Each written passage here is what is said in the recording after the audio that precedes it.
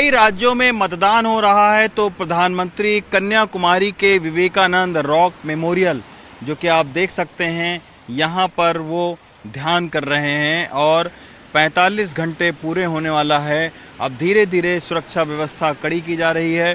फिलहाल बोट के ज़रिए जो लोग विवेकानंद रॉक मेमोरियल में जाने वाले थे, अब बोट की सर्विसेज को बंद कर दिया गया है। अगर आप पूरी तरीके से देखें तो सुरक्षा के तगड़े यहाँ पर बंदोबस्त किए गए हैं।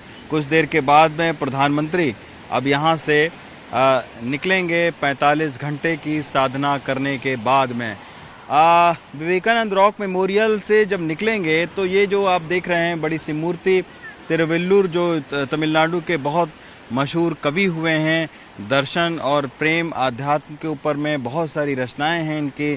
यहाँ पर जाकर वो माल्यार्पण करने का उनका कार्यक्रम है और उसके बाद में वो यहाँ से चले जाएंगे, दिल्ली की ओर प्रस्थान कर जाएंगे।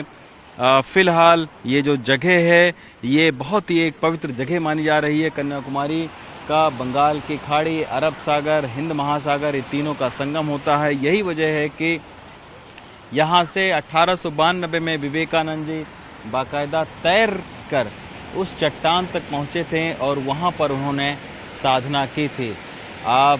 उनके जो गुरु हैं रामकृष्ण परमहंस, उन्होंने उनको ये कहा था कि आप जो है वो भारतीय संस्कृत का प्रचार प्रसार करें यहाँ से।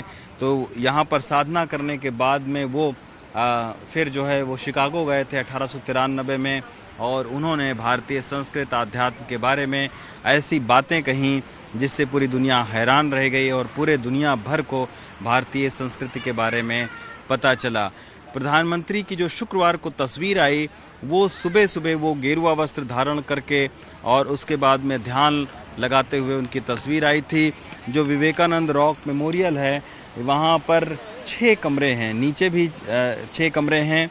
ध्यान मंडपम में तकरीबन 6 कमरे बने हैं। उसी ध्यान मंडपम में प्रधानमंत्री नरेंद्र मोदी ध्यान कर रहे हैं। इस दौरान उन्होंने किसी से ना तो बात की और ना ही उन्होंने अन्न ग्रहण किया।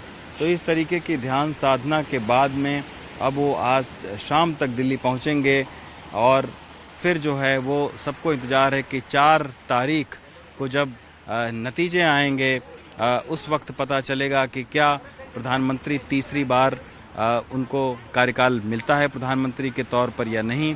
लेकिन अगर तीसरी बार उनको कार्यकाल मिलता है तो जो विवेकानंद रॉक मेमोरियल में जो उनकी साधना है उसका भी एक अहम किरदार रहेगा। बहुत सारे लोग जो स्थानीय लोग हैं वो ये कहते हैं कि वो यहाँ से एक नया सामर्थ्य, एक नई ऊर्जा, एक नया विज़न लेकर जो है वो दिल्ली लौटेंगे।